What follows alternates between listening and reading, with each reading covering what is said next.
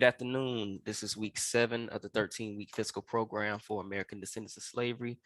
Misspoke last week. I said it was week 5. It was actually week 6. So I wanted to make sure I acknowledged that error and corrected it.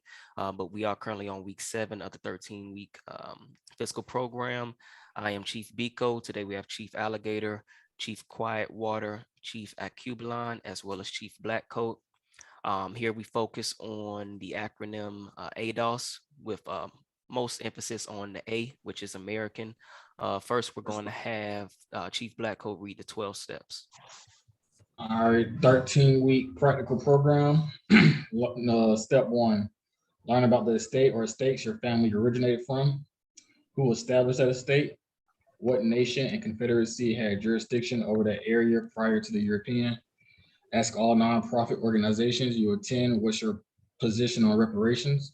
They either support it or they don't. No support, no money. However, if they support it, then immediately children and adults need weekly classes free of charge about steps 1, 2, and 3, and field trips to American Descendants of Slavery landmarks in that city, county, and state.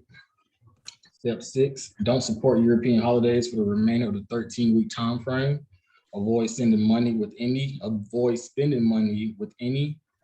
small businesses that doesn't hire your people, gas stations, nail salons, subways, etc. All businesses need operating cash. Spend money with American Black businesses.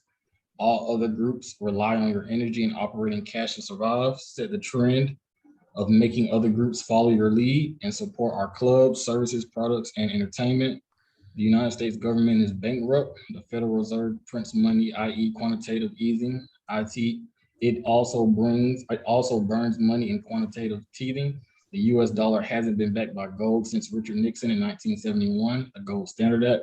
The government operates off full faith of its citizens to pay debt and taxes. American descendants of slavery no longer have faith in the United States government. This is why financial support will be altered, stopped, and redirected. Step 11, teach your kids 1 hour a day about their history on this land. Have them learn about a Black inventor. Have them know about our heroes. They should know that the European that conquered the state you live in. They should know the nation of people prior to the European invasion, military and culturally.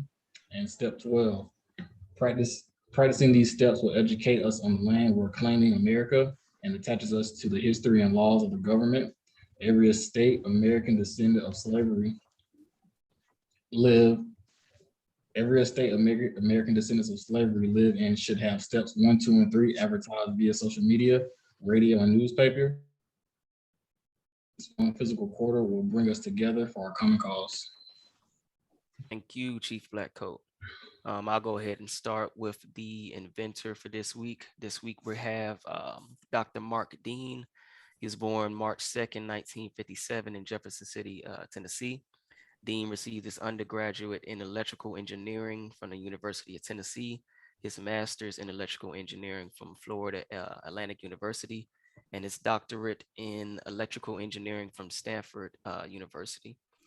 Early in his career at IBM, Dr. Dean was chief engineer working with IBM personal computers, the IBM PS/2 Model 70 and 80. The color graphics adapter are among his earliest works. He holds 3 of IBM's original 9 PC patents. Dr. Dean was also chief technical officer for IBM Middle East and Africa and holds more than 40 patents in total. The 3 original patents, I have all numbers here that they mentioned for IBM. The first one was patent number 4575826. And that was a patent for refreshing generator system for a dynamic memory. I believe that's like a processing system. There's also another one here, patent number 5553276. That is for the self-time processor with dynamic clock generator having plurality of tracking elements for outputting sequencing signals to functional units. And the last one here is 5544342, and that is for the system and method for prefetching information in a processing system. And that is Dr. Mark Dean. He is still alive today. and Cool. also did some research on this for, I believe it was engineering. Um, I forget what it was, engineering something, but as far as the industry, we do not even have, I believe, 5% of our people within this industry. Most of Wow. it is held from white Americans, Asians, I think hold 16%, and then it's Hispanics, but white Americans is 69%. And you You said Good just we read info. that? go ahead. Go ahead. Go ahead, Chief. I'll get her. And you said we don't own any we don't get a percentage of that income, even though he invented the processor for the computer. Correct. I'm sure he still, gains his residuals or however that is as far as his patents, but as far as the industry from our people, we don't even hold like 5% of our people are within that industry, period. So not only do we not own it, we're not even really actively working within that industry. Wow. The next we're going to have Chief Alligator with the Dr. Woodson quote. Okay. Am I clear? I'm Good clear. to go. Okay. Good to go. I'm going to do Dr. Woodson quote number 8. The 8th quote says, "In the church, where we have much freedom and independence, we must get rid of preachers who are not prepared to help the people whom they exploit. The public must refuse to support men of this type. Ministers who are the creations of the old educational system must be awakened. And if this is impossible, it must be dethroned. Those who keep the people in ignorance and play upon their emotions must be exiled. The people have never been taught what religion is. For most of the preachers find it easier to stimulate the superstition which develops in the unenlightened mind. Religion in such hands then becomes something with which you take advantage of weak people. Why try to enlighten the people in such matters when superstition serves just as well as exploitation?" And that's quote number 8 from Dr. Carter G. Woodson, Miseducation of the Negro. Excellent quote. Excellent quote for this week. Next we'll have what is this here? Chief Quiet Water with the definitions. All righty. All right, so here's the legal definitions. Number 1, American, a native of America. Number 2, descendants, one who follows in the bloodline of an ancestor, either lineally or collaterally. Number 3, slavery, a situation in which one person has absolute power over the life, fortune, and liberty of another. Number 4, prisoner of war, a person, usually a soldier, who is captured by or surrenders to the enemy in wartime. Number 5, school, any institution at which instruction is given in a particular discipline. Number 6, education, an enlightening experience. Thank you, Chief Quiet Water. And last but not least, Chief Acubalon with the Maroon historical points. Give me just a second. All right, so number 1 was a person escaping slavery seeking freedom or breaking the law. Number 2, providing unity and a strong defense came first. 3, Maroon leaders were first and foremost military figures. 4, Maroons established guerrilla warfare. 5, Maroons knew their European enemies' language, defenses, and plans. Thank you, Chief Acubalon. We'll go ahead and finish off on the Moultrie Creek Treaty before jumping into the First Seminole War. Go ahead and share my screen. All right. Can everybody see the treaty? Yep. Okay, perfect. I'll go ahead and start where it says additional article. Whereas Neo, Mafla, John Blunt, Tuskegee Hiho, Mulatto King, Imantlochi, and Kancha Timico, 6 of the principal chiefs of the Florida Americans and parties to the treaty to which this article has been annexed have warmly appealed to the commissioners for permission to remain in the district of country now inhabited by them. And in consideration of their friendly disposition and past services to the United States, it is therefore stipulated between the United States and the aforesaid chiefs that the following reservations shall be surveyed and marked by the commissioner or commissioners to be appointed under the 8th article of this treaty. Um, Pretty much it's just highlighting those. I want to say these are probably like, as it says here, principal chiefs, so important chiefs of the Florida territory or area. It seems to me that they are, again, pretty much painting these chiefs as being super willing and super friendly to actually accept these conditions that pretty much we read through articles 1 through 10, and just pretty much just clearing up any any type of differences or anything that might have been misconstrued there. So it seems just making the American chiefs out to be pretty friendly and having a positive disposition to pretty much their conditions that they pretty much signed here in the treaty. Any thoughts on that? I concur with that. Okay. For the use of Nia Mafla and his connections 2 Mile Square, embracing the Tuplufka village on the waters of Rocky Comfort Creek, 4 Blunt and Tuskegee, a reservation commencing on the Apalachicola, 1 mile below Tuskegee, improvements running up said river 4 miles thence west, 2 miles thence southerly to a point 2 miles due west of the beginning, thence east to the beginning point. Looks like they are pretty much carving out their respective areas for these principal chiefs. It looks like they're just all getting their particular territories within this confined area. Before we move on, I will go ahead and show that area or just show like a picture of that area. That way our viewers have a description or visual representation of what that looks like. But it looks like they're just carving out each other's area, which we'll see will happen again once we get to the American Removal Act. I'll go ahead and continue. For Mulatto King in Imatlachi, a reservation commencing on the Apalachicola at a point to include Yellow Hair's improvements, thence up said river, 4 miles, thence west 1 mile, thence southerly to a point 1 mile west of the beginning, and thence east to the beginning point. Again, looks like they're just carving out each principal chief's area that they'll pretty much have, they'll be residing over within that area allotted to them.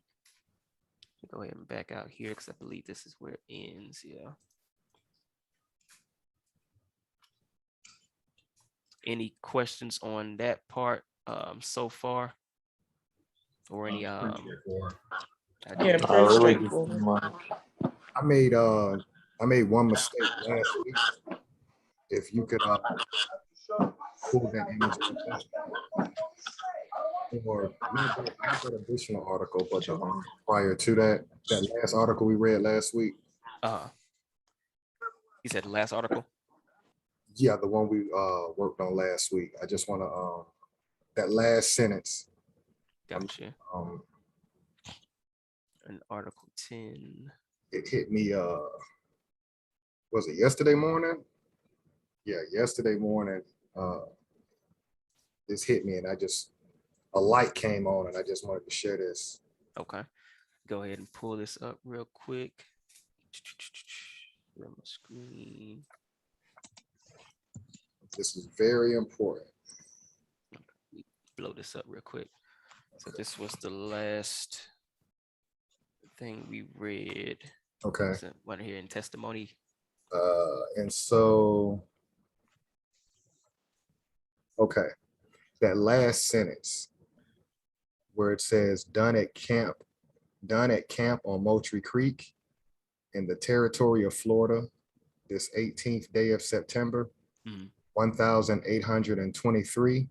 Here's the key. And of the independence of the United States. So the military did this independent of the United States. We got to put a pin in that. Okay. This is the military contracting on their own. Follow me? And, what do they mean by, okay, never mind. I got it. well, because Congress has to declare war. Congress never declared war in the first Seminole War. So this ties into the Confederacy. So basically the military contracted outside of the United States government to get the Southeast region of North America. And then that military turned around and fought against its own government. That's key, that sentence. So we need to put a pin in that and understand this treaty is independent of the United States. So that colonel that Chief Blackcoat was talking about, who acts as the treasurer, this colonel and those and Duval, James Gadsden, William Duval, Bernie Segee, and they all did this on their own. This had nothing to do with the United States government. This is strictly military. And so this just proves with military occupation. It's kind of like workers going on strike. Break that down, Chief Akibalan. Just because if the military is the only people who did it and they did it independent of the United States, like the United States government, that's just basically like the same thing that workers do. They all come together and know that they want to basically, because this is kind of like they're overthrowing the United States government in a sense, because they're acting without the government, and to act without the government, you have to be stronger than the government. So they pretty much united and had like a common goal, like, all right, we're gonna do what we want without them, without having to ask them and without like their permission, basically. Yeah. But we're taking what we want. And they have that power to do that because now you have that military behind you, that Confederacy that they would claim then.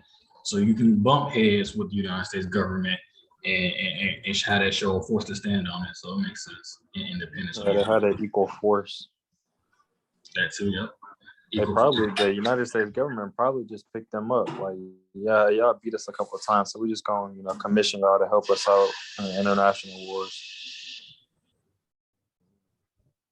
That's going to be interesting as this plays out. That dawned on me, because what we know that the world doesn't know yet is when we worked that Emancipation Proclamation, we know that Lincoln had manpower problems. That's why he had to release the people that were working the land, right?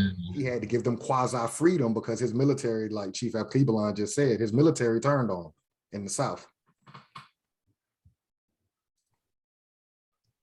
Correct. So that's great points. And that kind of even goes back to what we were saying prior to reading the Moultrie Creek Treaty with the militiamen, like them probably being needed to even, go into battle against the American Seminoles in this particular war here too.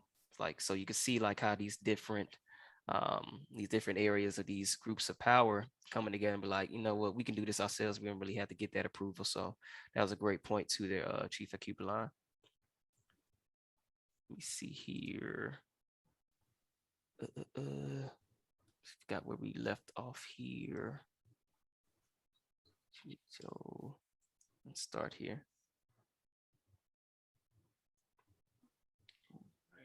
The beginning point. Beginning point. Mm-hmm. Pull this up. So, all right, here we go. I think it was Imancha Timiko, a reservation commencing on the Chattahoochee, 1 mile below Ikancha Timiko's house, thence upset river for 4 miles, thence 1 mile west, then southerly to a point 1 mile west of the beginning, thence east to the beginning point. Let me see here. The United States promised to guarantee the peaceable possession of the said reservations as defined to the aforesaid chiefs and their descendants only, so long as they shall continue to occupy, improve, or cultivate the same, but in the event of the abandonment of all or either of the reservations by the chief or chiefs to whom they have been allotted, the reservation or reservations so abandoned shall revert to the United States as included in the session made in the first article of this treaty. So here's pretty much again was pretty much showing the areas allotted to those principal chiefs, but it also has here a pretty much a clause here how I'm reading it, that pretty much it seems to me that it's not only all chiefs, but if one chief and their pretty much descendants abandon the area, then that now becomes property of the United States. And as we'll see once we get to the Seminole War as well as the American Removal Act, that this pretty much treaty becomes null and void. But you can also see how they was trying to pretty much force them out of this area to pretty much get that land. So this is pretty much like a clause of them writing themselves in of, hey, we can still do this even if we want to. We just got to make it where they quote unquote abandon this territory. Any thoughts on that?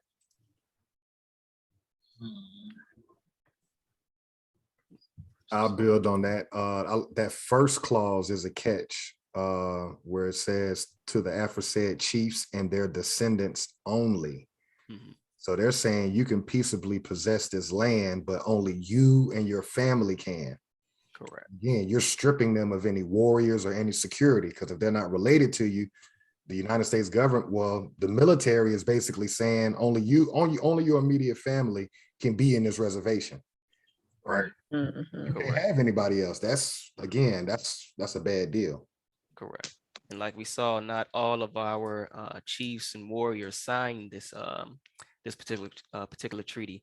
So those who still may just be inhabiting that land, again, if that chief and his descendants decide to move, like we'll see once we get to the American Removal Act, and the other chiefs like, nah, we're gonna stay and fight, according to this clause, they're pretty much fighting for something that's not even theirs. Right. How this appears to be written here. What do you mean by they're fighting for something that's not theirs? Pretty much how Chief Alligator said here, aforesaid chiefs and their descendants. So if that chief who signed, so just I forget one of the chief. So let's say just say King Mulatto, he signed, of course, this treaty. So say King Mulatto and his immediate family, his descendants, say, you know what, we don't feel like fighting anymore. We're gonna move west of the Mississippi. So now the other chiefs who were pretty much in the area, like, nah, damn that, we want to fight, Right. pretty much fighting for something that's not even theirs according to this treaty, because they're not one of the descendants or uh, anybody within that immediate family of King Mulatto. And correct me if I'm wrong, but I believe that's how it's pretty much reading here. Which, if you fast forward it to today's time, it's the same thing. We think that, you know, we're we thought that we were a part of the Constitution and everything, and we're not. And so we defended like we were a part of it. It's kind of the same thing.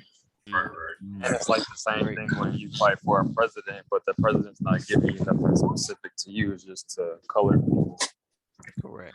Correct. What I took from that piece was you can stay on the land as long as you still maintain all the crops grown on it. And then when you get tired of giving us your crops as you're gonna pay it back, because now they're paying them fiat, they want them to cultivate the land, and they're saying, hey, cultivate the land, stay all day.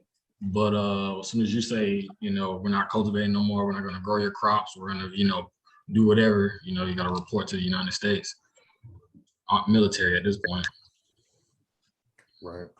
I was going to build on that part too, if you could highlight it, Chief Biko, right after, and their descendants only, that next part after the comma, so long as they shall continue to occupy, improve, and cultivate the same. Why do we keep, and this goes out to so-called quote unquote Black people, which we know are prisoners of war. Right. What we're doing. Why do we keep acting like we're not American when the supreme law of the land is clearly telling you who was cultivating the land? It was Americans. Yeah. And so they'll show us images of us sharecropping, But then in our minds, most of us will say, oh, we were just slaves. No, we were actually prisoners of war on our own land. And Perfect. that piece Perfect example. it's the perfect example. Yeah. Mm. Yeah. Perfect example of that. Yeah. Improve, cultivate the same. That's what we was doing. That's the images that they're showing. But like you You said, knew it. we're so brainwashed to thinking, oh no, those were slaves. We're Right. slaves. Right. We're not these people that they're talking about as far as that was fighting and signed this treaty. Right. You're still in the confined area And under that's why jurisdiction. Can't go outside of it. Can't go outside of your plantation. So and it's that's like, where the slave mentality come from. Oh, you was confined to an area. I was already here. You Right. told me if I walked away, they was gonna, but right. correct. So Correct. and then the confusion again, it comes from I think in the beginning of our class when we did the American Inventor, you said white Americans own majority of that field, the occupation. Mhm. Again, white American. What is a white American? How do we get there? But Great call out. Great call out right there. Where did we leave off? Anybody want to pick up here where it says it is further understood? yeah, I agree. Okay. No matter. Go I ahead. see it. Yeah, I found it. It is further understood that the names of the individuals remaining on the reservations FRC shall be furnished by the chiefs in whose favor the reservation in whose favor the reservations have been made to the superintendent or agent of Indian Affairs in the territory of Florida. So on that piece, it is further understood that the names of individuals remaining on that reservation. So they're pretty much accountability or accounting for everybody pretty much still in their reservation or that land allotted to themselves. And that no other individual shall be received or permitted to remain within said reservations without the previous consent of the superintendent or agent aforesaid. So they can't, you can't go nowhere. You pretty much don't have the right to go outside your jurisdiction. So that could probably, so now it's making more sense. Okay, the whole slavery thing. Right. Correct. Prisoner of war. Right. We're seeing it overseers. now happening in Afghanistan. Just a little glimpse of what this kind of looks like. But It's like they're slowly just confining them to one isolated place. they have to, you got to go talk to the superintendent. The agent got to say, oh, is that what he got to go hire? Right. And we can just pretty much replace superintendent or agent for overseer. You replace that, and now you starts to paint that picture. Oh shit, this is us. They just changed the name like they changed the name for everybody else. How we've been reclassified from Afro-American, Negro, African-American. They're doing the same thing with their name. So if we could just paint that picture, superintendent, overseer, have to go to previous, got to ask the overseer, then they got to ask the master. Correct.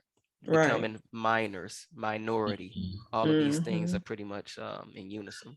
You just put a little image in my head of sitting in classrooms asking the teacher to go to the bathroom. But let me put a different spin on it. Let me put a different spin on that first sentence he read. Okay. Where he said, it is further understood that the names of the individuals remaining on the reservations aforesaid shall be furnished by the chiefs. So the chiefs are going to give the names, right? By the chiefs in whose favor the reservations have been made to the superintendent or agent of Indian Affairs. So it's up to that chief to say who he wants in that area. Let me put a spin. What if he wasn't a chief to begin with? I think a lot of the people that they talked to wasn't real chiefs. Right. Like, what if I'm selling out? Self-appointed chiefs.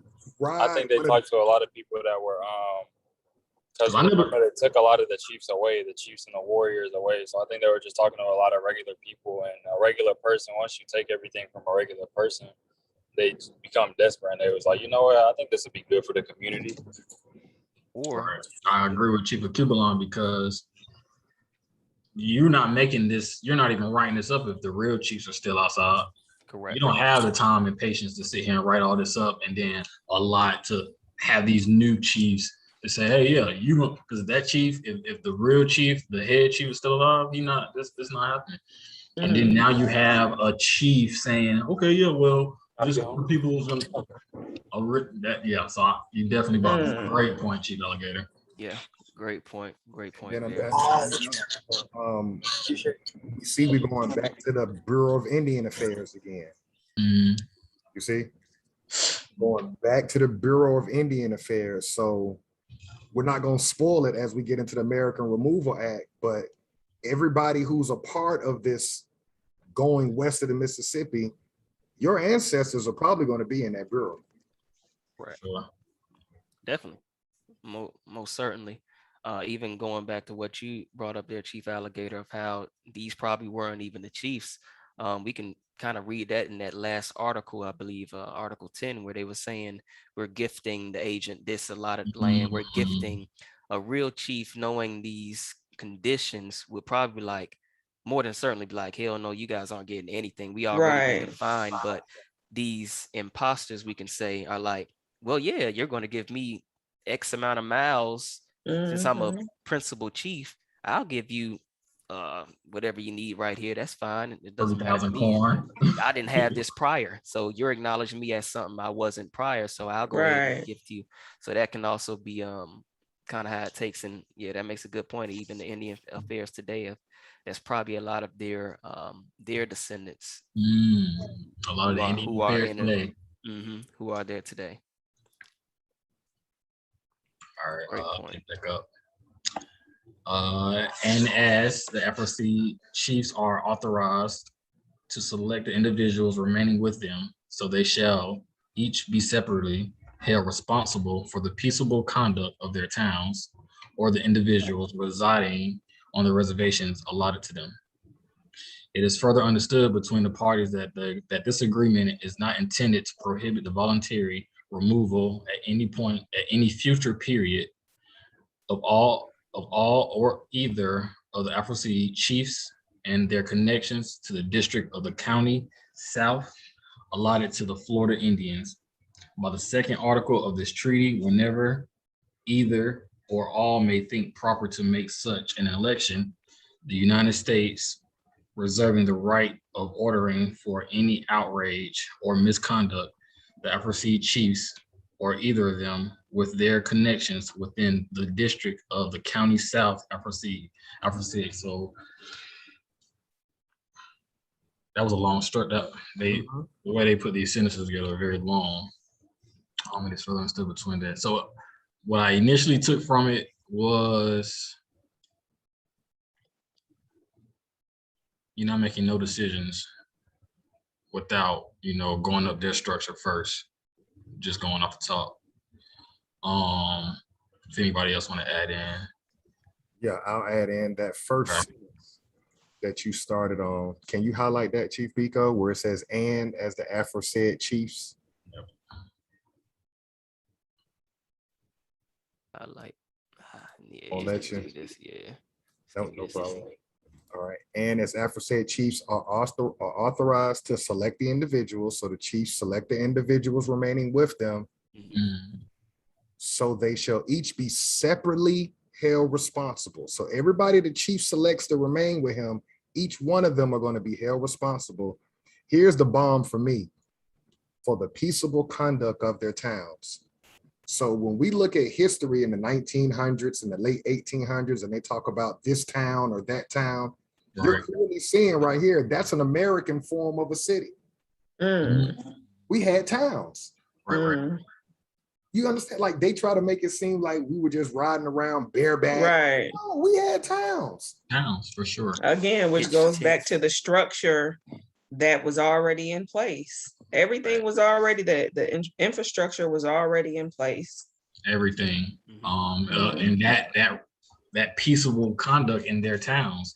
You have dry counties or peace towns, what they would refer to it back then. So this is all coming full circle with the language. Great point too there. When we hear Rosewood or different, like when we hear different, like a Black Wall Street, Tulsa, Oklahoma, Rosewood, why do we disconnect ourselves from being American? Because we see treaties. That's what we had. We had towns. And it's like they're taking, they basically took their stuff and then gave it back to them like they're doing something. Like, we're giving you permission to do these things of your own shit. Which they are, yeah. Like you said, can somebody continue to moved grow into them your house. crops. Right. Don't want to push, but we're gonna come collect when it's time. Again, prisoner of wars. Mob Yeah. mentality. Pretty Right. much. Yeah, pretty Mhm. We're much. gonna make sure we'll offer protection, but you gotta Mhm. give us tax. You don't pay up on your tax, we'll end up taking your stuff. Same thing, mob mentality. We've seen all the gangster movies we can. It's the same exact thing, same Right. principle.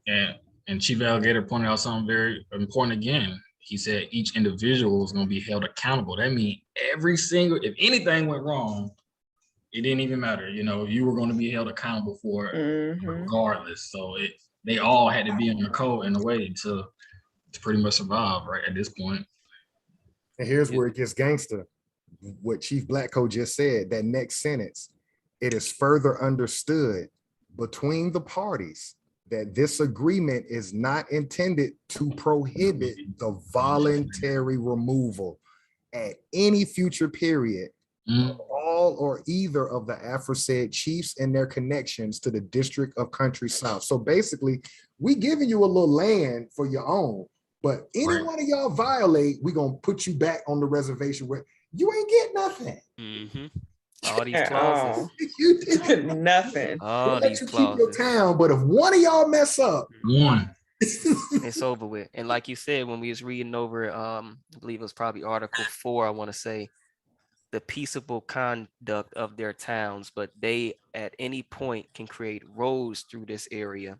And they Right. can't stop any Nothing. white persons, any Europeans to come through. They basically couldn't fight back even if they wanted to. Exactly. And you still, like you said, that Chief Akibuline, you have to report to even fight back. So how can you even create a peacefable Like, conduct of hey, your I'm town if about you to can't punch you in defend the face yourself? real quick. They had so them thank you for all the trouble. way fucked up, man. They had them all kind of in Jam. every which, all jammed. They was jammed.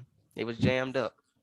so I want to ask y'all a question. Why can't we see as Americans, why do we keep disconnecting ourselves and thinking that we were black and slaves when it's clearly showing you who had towns, who was running it? Like, Because we haven't read these documents. Where I don't are think you we're going to find disconnected. this I just don't think information? people know this. Yeah, And they you're just don't know. disconnected from something that you don't know, though. Yeah, facts. can you say that again, Chief Akibuline? I said I don't think we're disconnected because you can't be disconnected from something. You can't be disconnected or connected to something that you don't know. And I don't think anybody really knows this because we don't read. Like, nobody reads a treaty. Nobody thinks to even read a treaty, let alone a book. So I think that people just don't read this stuff. But if this was common education at a young age, kindergarten, pre-K, like they teach everything else, indoctrinate everything else. If this was known, then I mean, you can't take this information away once you receive it, basically. We will understand our worth. We will understand Exactly. that, you can't have slave patrol just hurting.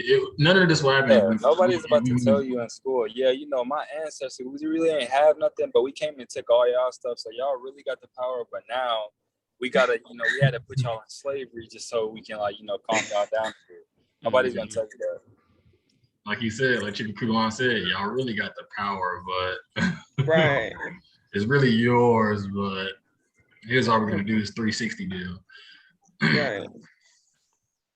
Really? You want to keep pushing, Chief Blackcoat? If somebody want to pick up, I'll pick up.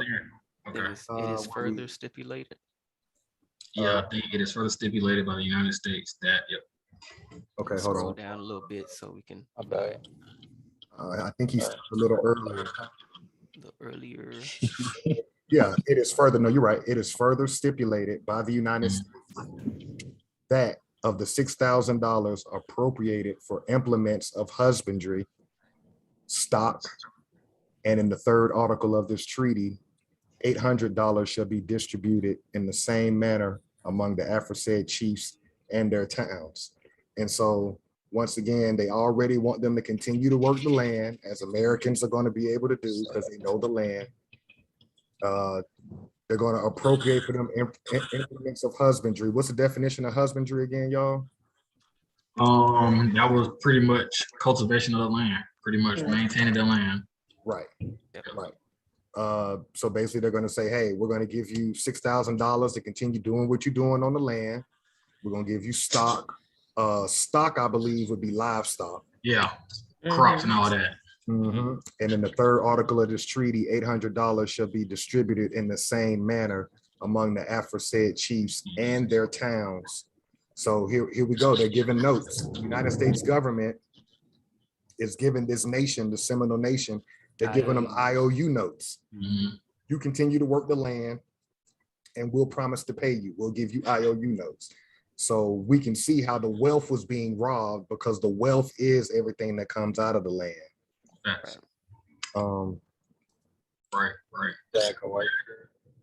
Anybody else want to build on that? I just want to build off of that. We see it now today as far as like credit lines and different things of that nature. Like that they're not giving you anything, but they're taking everything from you in interest. You know what I'm saying? Credit is crazy. We'll give you $1,000.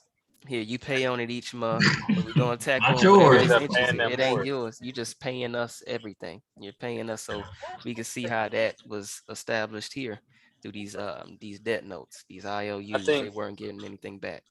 I think another thing that's a big factor that we got to take into account is the fact that they know how to speak, and they came with a different language and gave the original Americans their language, and they didn't understand the stuff. Just like in contracts now, it's words that people don't understand, and that's why you have to have a lawyer who knows these terms and stuff like that. And dang, I just lost my point.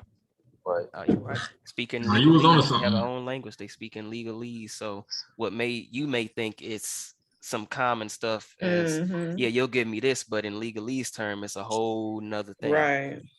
So like you said, this is stuff that this whole contract we can see from the wording is pretty much speaking in legalese. So even if they did understand the common language of the European, they probably wouldn't understand the legal side that they're really speaking with. We didn't have an interpreter for ourselves to understand what the European was saying. Well, there was an interpreter, right? But that interpreter probably wasn't, or wasn't that what the agent? Correct. The agent wasn't really working in the best interest of the American. He was an agent. He was an agent. We see him now. Basically, he was a Black Caucus and these preachers and things of that nature. Really not in the best interest of the people, but more so in the individual. I seen something floating around about how we no longer are going to accept athletes, singer, entertainers as our spokesman or our spokesperson. I seen that floating around in a whole article. I didn't read it, but I was like, okay, we're starting to see the game being ran. Yeah. We're starting to see who they put in front of us to represent us when times are needed, and it can't be, the athlete or the preacher. Anybody outside of the government. Correct. That's what you're noticing. That's been going on since like Sammy Davis Jr. days. Like they've always got that entertainer and put him in front of the TV. I think our biggest problem as a people is we watch too much. Yeah. That's what everybody does. That's what it's made for, is distraction. Made for that, yeah. It keeps you like the fact that other humans care about what celebrities do like they're not humans is just that blows my mind, because it's like we treat these people like idols. And I get why people do, but that's just something to distract yourself with. Like what Cardi B did with Offset should have nothing to do with your life, and what that shouldn't be your main news. Exactly. Why do you care?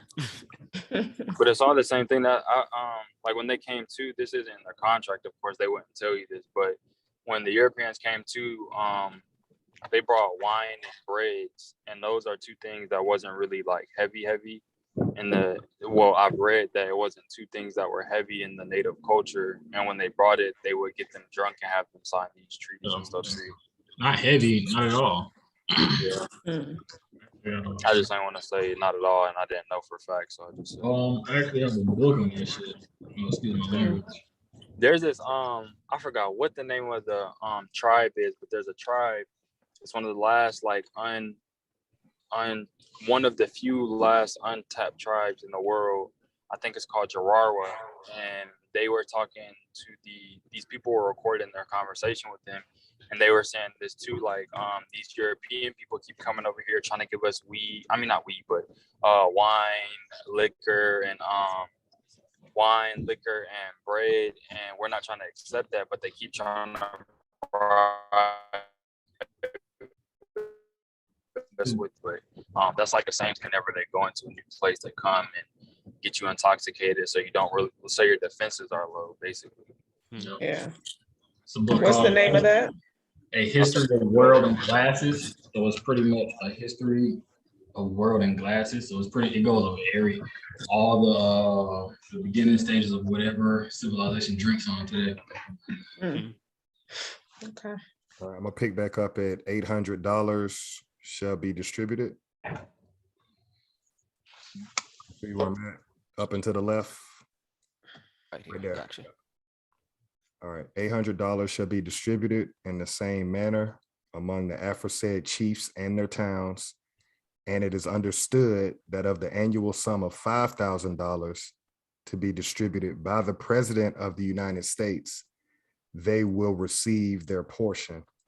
So based on what we just read at the end of that treaty before this article, the president doesn't even know this treaty happened because it's independent of the government. Right. So they're never going to get that.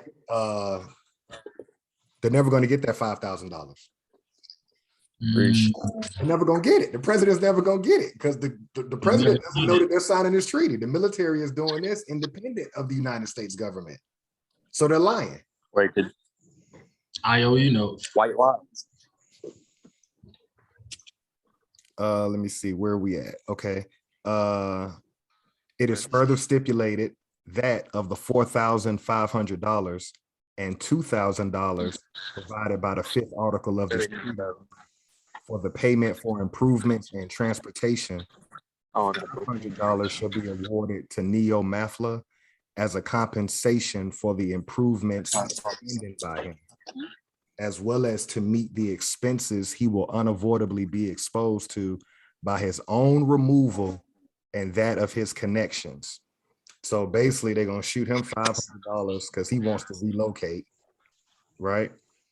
They're not going to get the $5,000 coming from the president because the president doesn't even know that this treaty happened. So you can see how another war is going to start because the money not right. Right. You promising stuff that people don't even know that you're promising on their behalf. The president don't know nothing about giving them people $5,000 because Congress never declared war in the first Seminole War. Y'all with me? With you. Makes sense. Start to all make sense.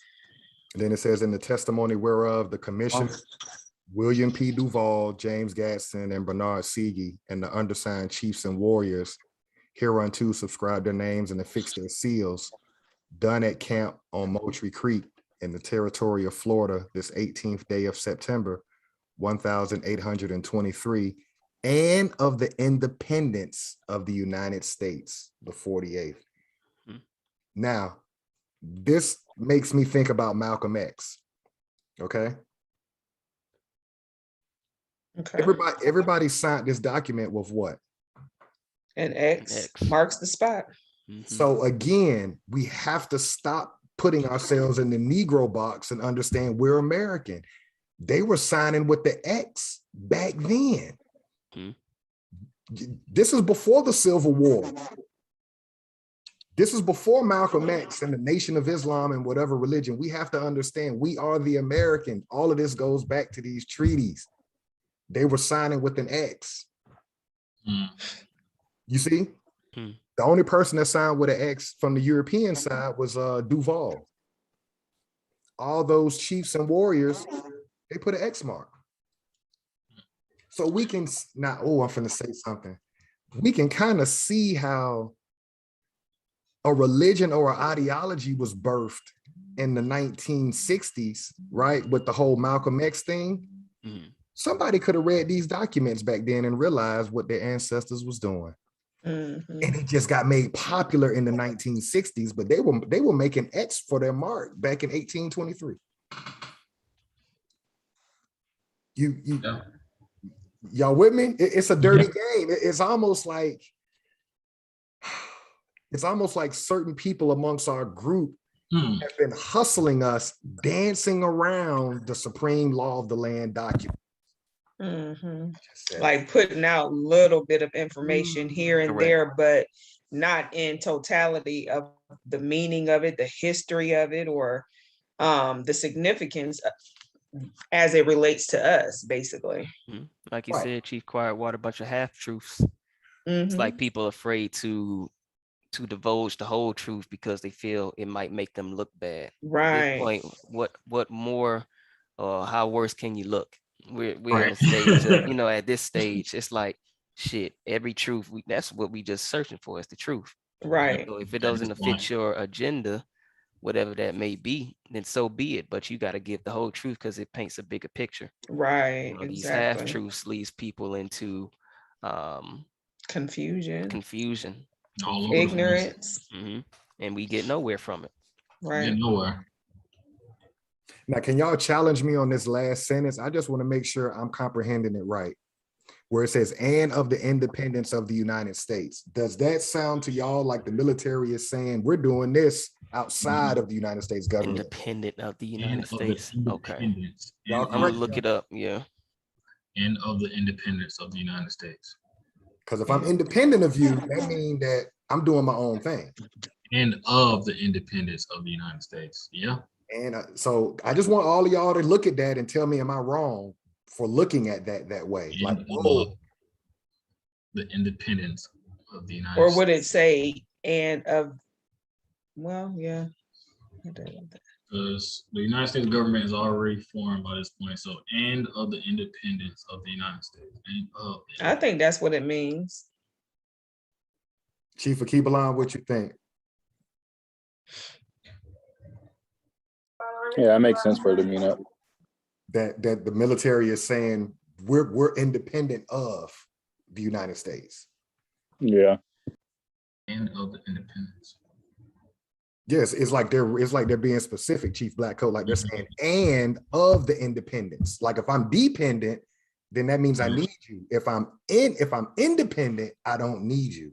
Creating their own little entity kind of within the United States. Oh, the United States, but in the independence of right. Yep. That's what that means. You know. What about you, Chief Biko? I just want all Yeah. our minds to look at. I just want to make sure Right. I'm not seeing it wrong. Was of expressing the relationship between a part and a whole. So it's saying and of the independence of the United States. So the relationship is independent. It's not saying and of the dependence of, what I'm saying? That would be And of the dependence on yeah, that would be with the United States and of Right, the depending. independence of the United States. Reads to me like, yeah, we're doing this independent of whatever the US government is trying to establish. All right. No, that's a great point. A great Yeah. something to really look into. And that's that legalese thing again, like The the word. wording. Yeah, the wording, man. Sounds like it don't make sense. Exactly. Confusion. It's confusing. Keep them in a state of confusion. They'll never figure out what's actually going on. And they have done a successful job at it thus far, but we gonna unpack it and make sure everybody is on one code. Let me see here. So that was the end of the Moultrie Creek Treaty. We're gonna go ahead and jump into the Seminole War. But before that, I did want to share this picture because I wanted to give the viewers exactly what was being allotted to them. So this gray, this dark area within the state of Florida, this is what was pretty much allotted to those chiefs, our ancestors in that Moultrie Creek Treaty. So this area, and as we stated in previous videos, you see it was no connection to water. So it's not like any of this area was connected to any of the actual borders. They specifically made it not allotted to any of them. You see this little one area of this particular lake. And I'll let Chief Alligator speak on that. Would you say that this lake is more so like swamp area, or not any like not really a freshwater lake from just your experience? Yeah, that lake is called Lake Okeechobee. Mm, So the closer that you get toward Lake Okeechobee, you basically going into the Everglades or swampland. mm, So what they did was those chiefs wanted that land as far north, going back toward what we now know as Georgia, gotcha. right? But if they violated, if any one of them individually violated, then they were going to be pushed back down into that untillable land, which was now a reservation area. They made it a concentration camp. When we're looking at this map, people have to understand Georgia was Florida. Hmm. I think that's the hardest thing for us to like. We're so used to the way they drew these boundaries, but we have to remember Georgia was Florida. It wasn't until Oglethorpe came in 1733 into Savannah, it took almost 100 years for them to push west, because that was a military buffer state. That whole Georgia was established to cut off people leaving the Carolinas running into Florida territory. Florida was Georgia. As they built out militarily through what we now know as Georgia, that's how they were able to cut the north off from Florida. Y'all with me? Makes sense. Makes sense. And they Yeah. could push everybody west of the Mississippi, which is what you see here on these. What we're looking at now is routes from the American or the Indian Removal Act, the American Removal Act. Mhm. We can see here. A lot of people always say slave ships were coming into New Orleans. Well, we're going to prove no. The human trafficking was going from Tampa, Florida to New Orleans. Correct. And if you don't believe me, ask anybody from New Orleans about the history of the second line. The history of the second line, they're representing all those nations of Americans, and in particular, Chief Osceola, which is that same American Seminole. before every Seminole college football game, when he puts that arrow in the ground before the football games, that's really one of our that's one of our ancestors. But that's just a note for anybody who lives in Louisiana. There's a direct link from people in Louisiana to people in Florida, because that's how you were being shipped into Oklahoma. You were being shipped. That was the shipping route, straight through the Gulf. Wow. And we're stepping on a lot of toes because there's a lot of doctors, that'll tell you read this book or read that book about the transatlantic slave trade. And what we're going to prove is the transatlantic slave trade was actually Europeans being shipped from Europe. It's amazing how we just omit. It's like we know they didn't come from this land, but then we never ask, well, how do they outnumber us on this land? Because those were the millions of people sent on ships. We don't want to deal with that reality. They were on the ships. They were packed up like. And before in this video, we'll make sure that we even show some images of that, because it's true. And we can see our movement. We can see where all the people on the land was pretty much being pushed out. And it blew my mind when we actually came to this conclusion, because Georgia, Florida, and New Orleans, we all share that same type of vibe, energy, swag about ourselves. Nobody gonna really tell me what, like we all that Southern ego, it's real. And New Orleans and Miami, you can't tell me them not the same. I'm not saying they're the same, but they got the same type of verbiage, attitude, everything, lingo. So it's when we click this bait, yeah, I was like, wow. And only thing I would say to people who are scholarly is just open your mind. It's okay to be wrong about something, but we're showing you what the human trafficking was. The human trafficking was on this land. They were sending Americans east of the Mississippi to the west in Indian Territory. If you put your cursor where Indian Territory is, Chief Biko, that's what we know now as Oklahoma. All right. So this is the 100th year of the Tulsa Massacre. I got to ask y'all a question. Why did nobody never say anything about American? Why did they always just say black? Those people weren't black. Let me say Look this. how many Americans, how many in their turns, Native Americans are in this territory known as Oklahoma today. And you think Mhm. that they didn't build Right, Tulsa, Oklahoma. They didn't build the whole state of Oklahoma. right. You Where look did at they all them go? nations. Look at them Mhm. nations: Cherokee, Creek, Chickasaw, Seminole, Choctaw. You mean to tell me you put all them different nations, organized groups of I'm people? black. Or Mhm. Not a color, Creek, Chickasaw. nations, actual Nation. nationalities. And you mean to tell me it surprises you that you get a Black Wall Street? Why you even call it Black Wall Street? It's really American Wall Street. Mhm. Try to keep with the Mhm. narrative. Come on. Yeah. Try to keep with the narrative. We got to get out of that mindset. Black is not a race or a nationality. Where do you see Indian on this? But they say Indian Removal Act. What state do you see as India? What nation?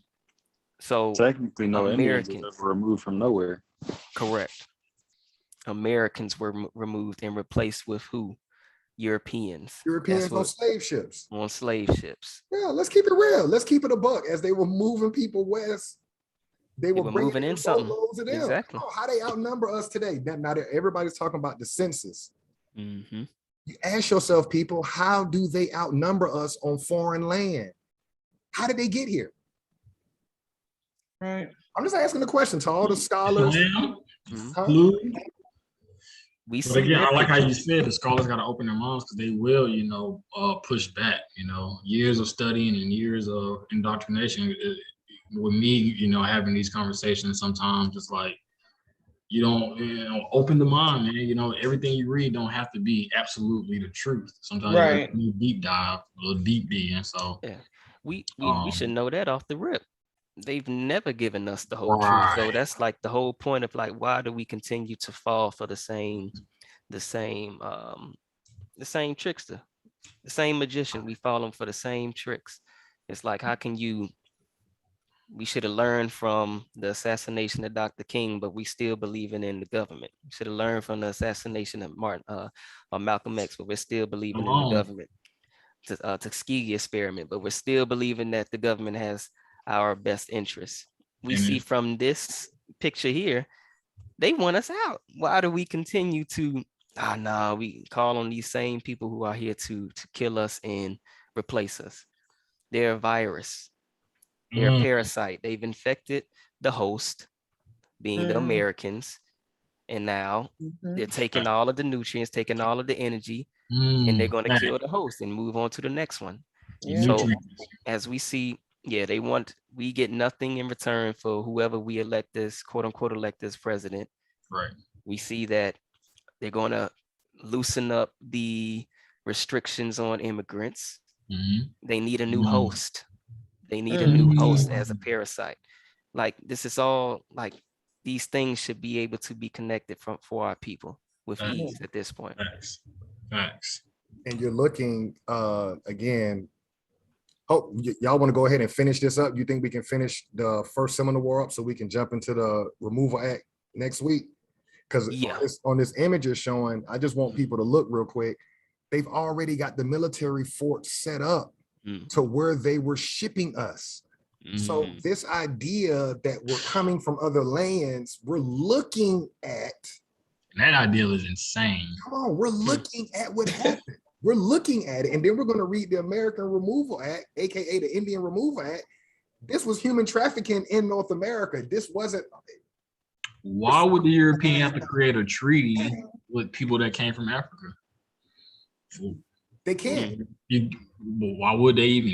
You had to come up with a Correct. treaty because you wanted to make a deal with the natives. Right. You Right. didn't have to Right. you didn't have to write all this up if you just brought some people from over the boat. You just tell them whatever to do. Exactly. Exactly. Correct. Right.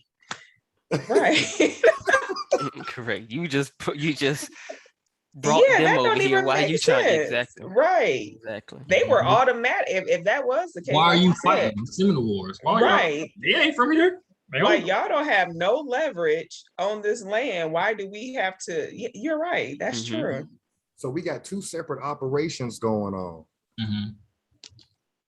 This is the military operation. Okay. This is the military. This is the military creating treaties with the nations on this land: Cherokee, Creek, Chickasaw, Seminole, and Choctaw, moving them west of the Mississippi River. That's one operation. The other operation is the United States government with the United Kingdom and the nations in Europe bringing peasants over. So two separate operations are going on. You got the military sending Americans west of the Mississippi, and you got the United States government bringing in peasants through New York. Correct. Emptying their lower class to fill what? The southeast region of the of America, not United States, of America. The southeast region, which we know as the what is it? The Creek Confederacy. The Creek Confederacy. Right. And then we see, okay, why are they so aggressive towards us? They was brought here to replace us. Right. That's what they call Plain it. and simple. I heard a bozo today. I'm an American. I'm looking like, bro, what the fuck you got? But okay. So when you watch those old movies like Little House on the Prairie and stuff like that, now it makes sense. Those towns, they made us go west of the Mississippi and then brought the peasants and just gave them our town here. Little House on the Prairie, yeah. The Pilgrim. Exactly. Wow. Little House on the, that's a good Set up depiction shop. of it for real. They started from Crazy. nothing. Like What is it? It was already built. We already had Squatters, a bunch of squatters already built, but I'm gonna just live here. Nobody else is here since they moved. I'm gonna just live here and claim whatever these pictures are. Yeah, that's my family. You look nothing like them. You still my, like a bunch of squatters. Plain and simple. So y'all want to push through that article so we can start on the Indian Removal Act next week? How much? Yeah. How much? Just these like 4 paragraphs should be able to fly through. Okay. All right. I'll go ahead and start. Okay. For over 4 decades, the Seminole Americans battled the United States for the right to remain in their Florida homeland, but it would be a mistake to think the conflict was solely about land. It was a fight for freedom, identity, and dignity played out over a wild landscape that shaped the future for both sides. It was also part of a cultural clash that began when the first European set foot on, on a Florida beach, was spread across the continent and continue to this day. Pretty much what we were just saying. It's about identity, dignity, and how they want to pretty much have it, as we saw in this first sentence. For 4 decades, the Seminole Indians battled the United States. Seminole who? Right. Seminole Americans battled the United States. So this, when we're reading these documents, we have to make sure that we're reading with the comprehension that the context that this should be American, not Indians. Right. There is no Seminole Indian, it's Seminole Americans. They gave us coming over. Oh, an Indian, which probably to them means foreigner.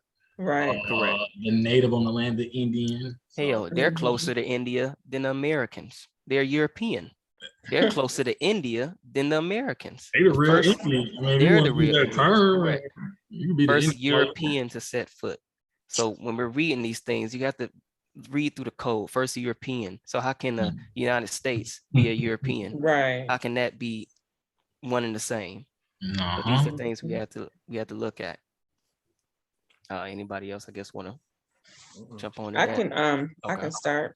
Many factors led to tensions between white Americans and Seminole Americans. See, they lying. No such thing as a white exactly. There it is again. White American citizen. You were right. citizen. You ain't know how. I've never seen that term. Well, probably seen it, but it just go over your head. Right. All our land today. And like I just said earlier when speaking about the inventor, white Americans hold 69% of it. What is a white American? Right. It doesn't exist. So they're black Europeans. Yeah. If you want to play those games, why not? Right. Correct. The trouble started with cattle and became embroiled with the issue of slavery, adding to the tension after 1814 was an influx of Creek Indians from Georgia and Alabama, who were either refugees from a civil war between rival Creek factions or people who were displaced by white encroachment.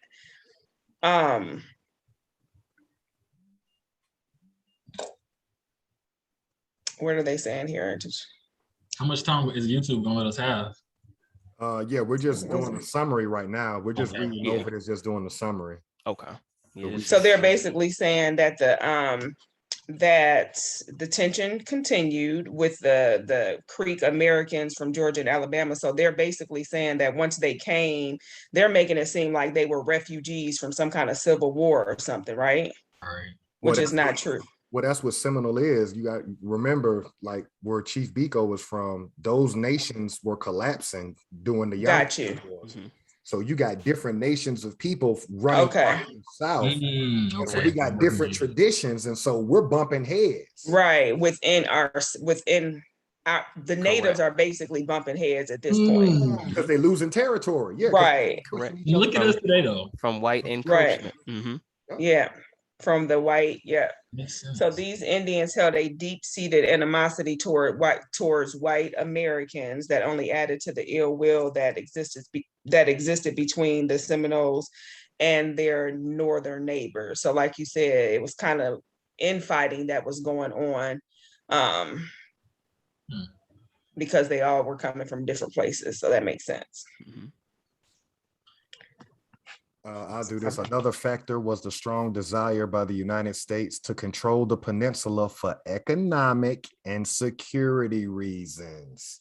Economic being the ports, because controlling Florida on the West Coast gives you access to the Gulf of Mexico, and you can do your trade with Louisiana, Alabama, Mississippi, and Texas. On the South side, you got the Caribbean, right? So they wanted it for economic reasons. Mm-hmm. Trade. Much of the commerce of Georgia and Alabama traveled to market via rivers that flowed through Florida. See? So you couldn't do business with Georgia and Alabama unless you captured Florida. The colony had also been used by the British during the War of 1812, and Americans felt the southern portions of the nation would always be vulnerable as long as Florida remained in foreign hands. You see how they did the wordplay? Mm-hmm. And Americans, no, Europeans, U.S. citizens. Right. They do that though. Like, what in your mind wants you to just continue to claim something that you're not? But again, tongue is slit. The serpent's tongue is slit. It's nothing to be proud of. It's nothing to be proud of coming from peasantry. But I'll be proud of all this American stuff they got. Right. Land of milk and honey. Facts. Tensions only increased after the United States acquired Florida from Spain in 1821. Settlers began to enter the new territory of Florida to set up homesteads or build plantations, employing numerous slaves, which were really prisoners of war. We're already there. So now it's and employing them. So crop. Yeah, see that husbandry. That's another lie. Like when they make like they always paint this picture like they would just cut open a pig's guts and give it to us. No, it couldn't work like that. If that man had a skill of working the land, you had to treat that man a certain type of way. If you want that man to come on. And employing is to hire. So is it a slave? Right. If you're employing somebody, or is it indentured servitude? How can you employ a slave? They needed this again. The Americans had the skill. They didn't know how to work the land. And so, yeah, you got to think about this whole idea that they just, I mean, come on, if that's like somebody whooping me, telling me what I got to do. At some point, I just say, well, it's just going to stay broke there. It ain't going to get Exactly. Okay, kill us all off. Example, yeah. Now die this way. Yeah. You gonna starve to death? Bet. Having hunted and lived in Florida for numerous generations, the Seminole occupied the best agriculture and grazing land. Settlers and speculators pressured government officials to remove the Americans, either to a reservation within the peninsula or to the land west of the Mississippi River.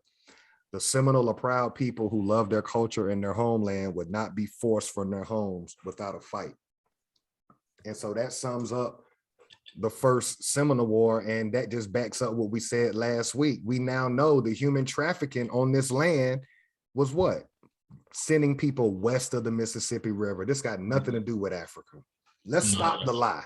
The human trafficking was sending people who lived in the Southeast west of the Mississippi, and then some Right. of the people that were west of the Mississippi back over here. If you ship me right now to Oklahoma, I'm lost. I don't know where I'm going. Mm-hmm.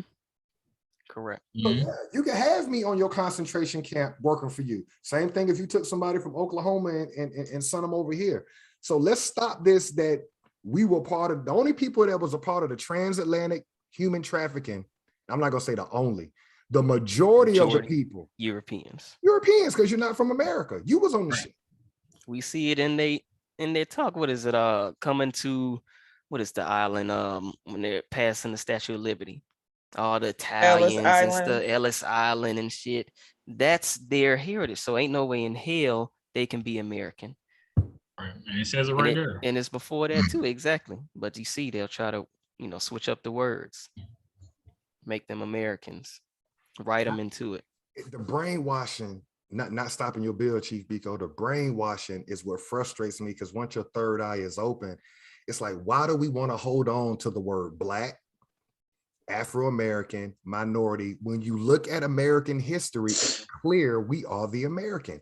Look at all the inventions we've done back to the 1800s. Mhm. Why won't you honor your family? If you got great grandparents or great grandparents that's on this land, why are you claiming anything? Don't hurt. Mhm. It's only a rare group of Europeans that can go back 4 generations of grandparents on this land. Hmm. Think about that. Most of these people just came over here last century. Yeah, Mm. facts. Facts. Like you can ask them, okay, at what grandparent came on a boat? And if they Mhm. honest with you, they got to tell you, my granddad came from Sicily, or my grandma came from, yeah, you came from somewhere. Mhm. Mhm. I go ask my grandma, and she just say, "Well, baby, your grandma was here too down here in Savannah. Back, Great, back, her mother was, so yeah." And I can't find nobody in Africa yet. I got great aunts and uncles still living. When I go back to the country, when I ask them what you know about Africa, baby, we don't know nothing about no Africa now. They'll tell you just like that. Baby, we don't know nothing about no Africa. Like, Don't know that's nothing the about opposite. Africa. Yeah, just like that. Like Africa, nah, baby, who's here? I don't know. We won't speak that language. Great Bill. I'll Shout out to the brothers in Africa though, and the sisters. yeah.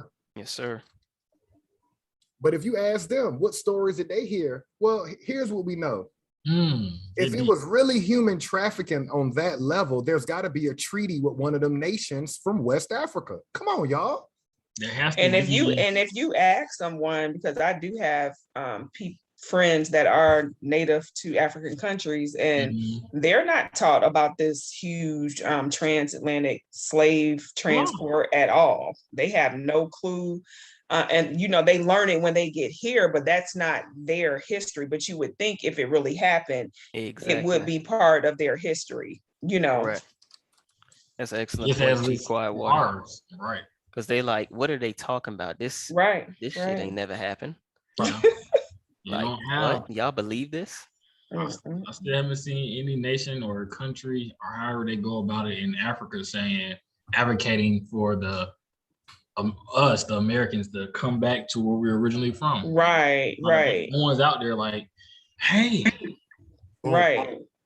And that's Not really. It never happened. hold on. That's Chief Biko just putting the cherry on top as we close this one out. You see it? You should let it out every day with that one. You gotta bring it back up. Uh-oh. I think I moved it. Put it back. See it now? Boom. If you click on Images the on image, the Atlantic liner. can you click on that image? Yeah, it's giving me like a small little thing though. Hold on, let me see if I can. Try to click on the image itself. Okay, here we There go. it is. There you go. Okay. Look at them faces. Look at that, man. Look how many it is. Stuff like, Wow. what is it?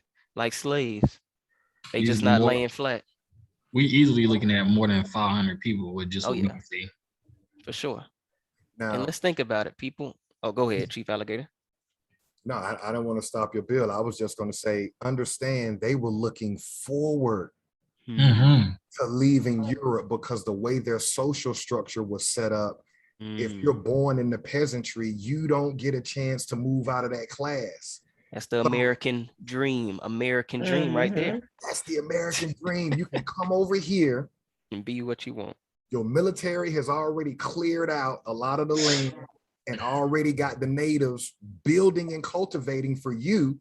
Mhm. So it's almost like, what's that cartoon when we were young, Chief Quietwater? Where they had to click their heels. If you click your heels, no, at 12 o'clock, the pumpkin, the carriage Cinderella. Oh, Okay. That's what they're doing. They're living their best life. That pumpkin turned into a carriage. They went from Ooh. peasantry. Yes. Good example. They went from Yeah. peasantry to acres of land. And That's the American come dream. on, man. Cinderella. I was gonna say I would love to be a fly on the wall when they're telling this group of people, hey, or when they're advertising for them to come to the Americas, hey, get on this boat. I want to know what were they telling them? You Because could look be how anybody many you want to on be. this boat. You're an engineer. They need engineers over here. Start your own engineering business. We have land that we done cleared out from the Americans. All of that. Yeah. There's some documents. I don't want to drift because we're going to stick strictly with the timeline and the lawful documents. But in the Library of Congress, when you pull up those immigrant photos, there's some literature that you'll see next to those photos and their writings of that time. To answer your question, what they say is in the Americas, there's so many inventions and so many new opportunities. So yeah, bro, they were living their best life. They were willing to take that transatlantic trip to come here and live their best life. Yeah. At our expense. It's a monarchy over there, so at our expense. And see, you're not going to find a live picture like Chief Biko just showed. You're not going to see a picture like that of us. Hell no. You'll see sketches, not drawn the scale of movies. It gotta be 5-foot people on these damn sketches, all lined up like planking. Yeah, unquote. where are the real Where are those? Where are the real? images of humans Where the slave shackled? ships? Yeah. Hell, at least give us that. If you can't provide the people the bodies, where the ships at?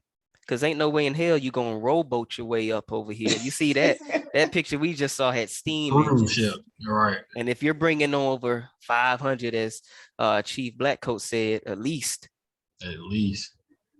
you might be able to get to your 12 million, but nah, not on no damn rowboats. And we know if they're supposed to be sending over Africans from the 1600s to 1800s. Yeah, and yeah, come on. To me, you just said something, Chief Biko, that made me think about the boats. If we really did, or if they did have a real transatlantic slave and it was Africans coming from Africa, they would have let them ships stay up and put them in museums to show us what they did. Look how we had you guys. Where the ships at? Why you don't want to show them? Great example. You advertise that all through. You would have ran with that one. They advertised the Santa Maria. They remade that shit. You feel me? A replica. Well, the ship, they burnt them ships down because it was all bullshit. Biko just showed that's one of the ships, and then the ships that they were using in the American Removal Act. We're going to read one of the chronicles where it clearly they were on steamboats taking people up the Mississippi River to Oklahoma. So they could barely do that. The human trafficking happened right here on this land. Yeah, right. And it's so crazy because I'm old enough to remember we read a little bit about the Oregon Trail and a little bit about the Indian Removal Act, but not a lot. Not a lot, and it was always just one picture with an image of a long-haired, quote unquote, Native American with tears, but never reading the documents. Because if I would have read these documents, I would have been like, wait a minute. So you mean to tell me that people got shipped from Florida to Louisiana? From Georgia, had to walk on Tom and Jerry from Georgia to Oklahoma? Who are these people? and not even only that, like you said, we're going to get to that part, but these steamboats was having trouble going up the Mississippi. So if they're having trouble going up a river, by God, they must have trouble coming across the ocean. You know what I'm saying? And you can't refuel your coal if it's this body, you know what I'm saying? What the fuck is going on? It's the type, like common sense stuff that we have to get Right. to at this It's point. Like, becoming more and more yeah, common sense. yeah, Like it's you don't comical to have to say do that we're too from. much digging. Yeah, I'll do silliness. the let me see. I'll do the inventor next week. Okay. Is the recording still going? Yeah, Or yeah. okay. Yeah, we'll go ahead and Keep it professional right now. another good meeting. Anything, Chief Biko, you gonna close us out? That was it for week 7. Next week, week 8, we'll continue with the American, First Seminole War, and then we'll move on from there. Great meeting though.